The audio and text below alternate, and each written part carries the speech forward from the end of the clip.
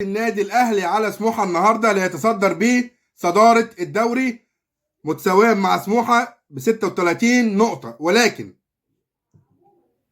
علامات استفهام كتيره جدا جدا جدا على حاجات كتيره بتحصل في النادي الاهلي.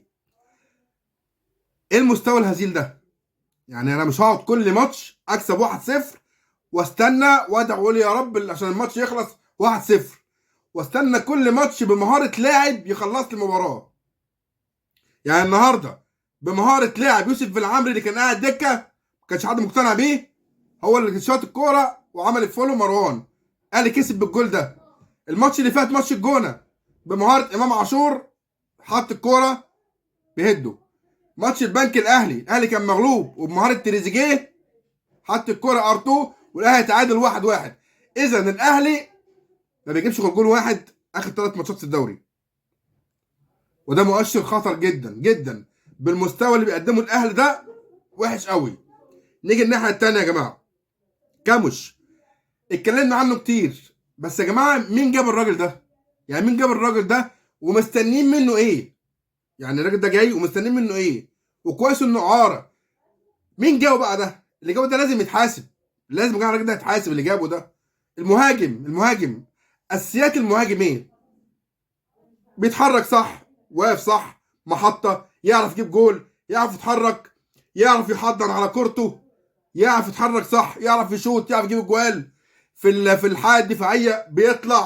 بيطلع يساعد في الحاله الدفاعيه لو كوره او كوره ثابته يدافع مع الناس. لكن كاوش ابيض ابيض. ده واحد كان لابس الجلابيه تعالى يا باشا لابس تيشيرت النادي الاهلي انزل يلعب، ده مفيش. فليه اصراره ان كل ماتش ينزل؟ دي حاجه مش مفهومه وحاجه مش حلوه، حاجه مش حلوه. لما اصر كل ماتش انزل الراجل ده حتى هو 3 4 دقايق، امال انا جايبه ليه؟ انا عايز مهاجم. لما احتاج مهاجم اجيب واحد زي ده.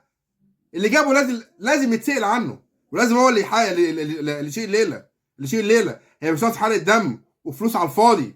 الراجل ده ما يسواش اي حاجه.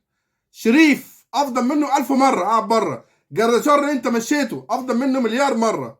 فيا جماعه كام نقطه كده مش حلوه. النقطه الثانيه، لازم تسمع جماهير النادي الاهلي. بتكلم يا جماعه لمجلس اداره النادي الاهلي، لازم جماهير النادي الاهلي اسمع صوتها، عشان الناس دي لا بتاخد ابيض ولا اسود وهمها النادي الاهلي. من الاخر انتوا تستفادوا الاهلي، الجماهير دي ما تستفادش حاجه. الجماهير دي اللي قالت لك على وسام كسر الدنيا مع النادي الاهلي اهو. الجماهير دي اللي قالت لك ما ينفعش واحد يوسف بالعمر ده يقعد دكه لكوكا، وكلامها صح، وغيره.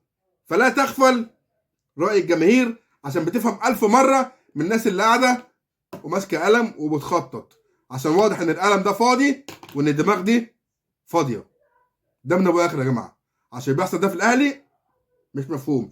بالمستوى الهزيل ده الأهلي مش هياخد الدوري. المقولة بتاعت النادي الأهلي وجماهيره، الأهلي بيركب الدوري ما بينزلش. بس بالمستوى ده لا، الأهلي عادي جدا جدا، وبالمستوى ده الأهلي يخسر الدوري. إن في مدرب ولا في لعيبة ولا في تكتيك، لا في تكتيك جوه الملعب ولا بره الملعب، واقصد بره الملعب على المكتب مجلس الاداره، ولا تكتيك جوه الملعب. ده شغل المدرب. ده يا جماعه من ابو اخر. رمضان كريم، كل سنه وانتم طيبين.